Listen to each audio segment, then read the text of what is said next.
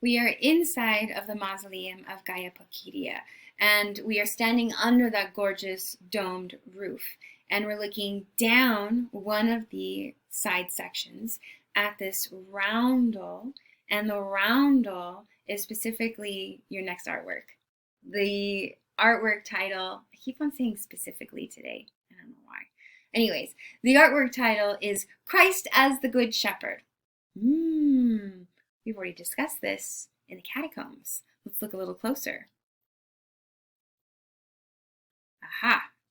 So we have a beautiful mosaic, and we see 6 lambs, and in the center we have Christ as the Good Shepherd. Now remember, as I said before, the role of Christ as a Good Shepherd is a role of a protector. This Christ here, no beard. He still doesn't have a beard. But rather than humble shepherd's robe or toga, what is he wearing? Gold and purple? Gold and purple?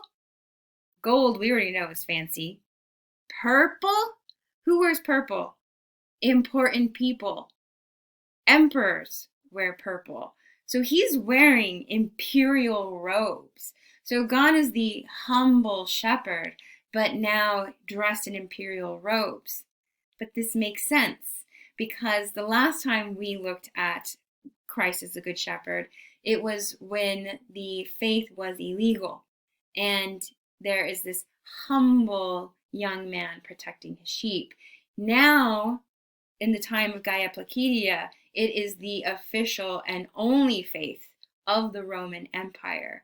It is the imperial religion, and therefore he is dressed in imperial purple and gold.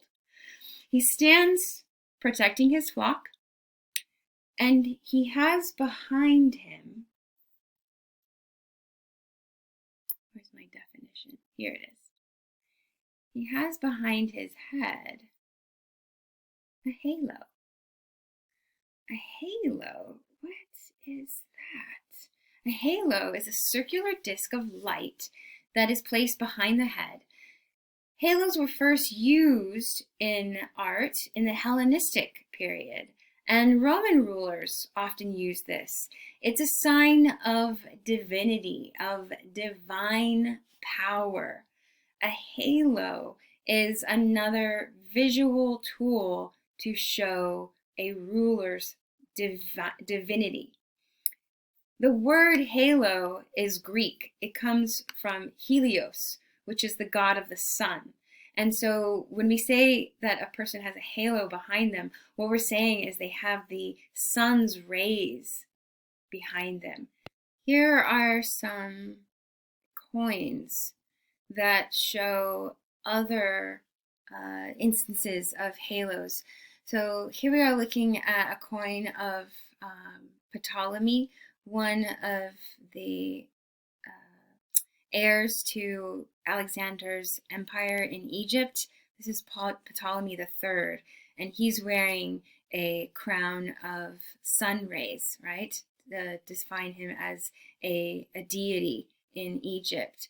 This one down here I love so much. It's a gold coin from the Parthians, and we see on the reverse side the depiction of Buddha. Buddha with a halo. The word here, Bodo, is Greek script for Buddha. And then here we have another coin. This one is an ancient Roman coin, and we have an emperor wearing a golden rays of the sun to deify him.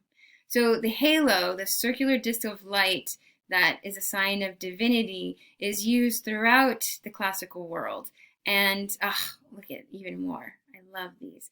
Here we have this gorgeous mosaic of Apollo. And Apollo, who often gets associated with the sun, he has this majestic rays around him to show his divinity. This is the god Neptune. I mean, envious abs as well as his halo behind him. And then look over here, Dionysus walking around with his halo behind him, standing in his grapes. So the idea of the halo is not exclusive to the Christian imagery, and just to bring it home, look at these are from the same period of time, the late antiquity. We see representations of Buddha. Believe it or not, this is a Hellenized or Greek hybrid or Greekified version of Buddha, and you see the sun's rays, the sun's rays. So looking at this image of Jesus with the halo behind him, he is simply falling in line with the visual language of a divine being wears a halo, right? Yes. So what we're going to see next week is what happens with the continued invasions of the Germanic tribes and the eventual collapse of the empire in the West.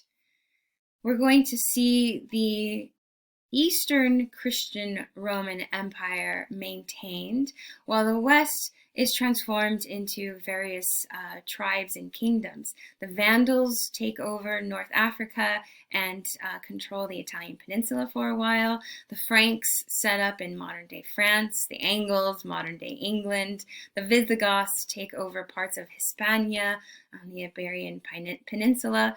And so when we come back next week, what we're going to do is look at the art after the official collapse of the Roman Empire, which is what we just saw right now. I know, I should have said that differently. So with the establishment of the Visigoth kingdom, the Frankish kingdom, and the Vandals kingdom, we see an obvious end of the Roman Empire. And so we're going to continue with our look at this world post-Roman Empire. What is it going to look like in terms of art, in terms of architecture? I'll see you next week when we'll find out.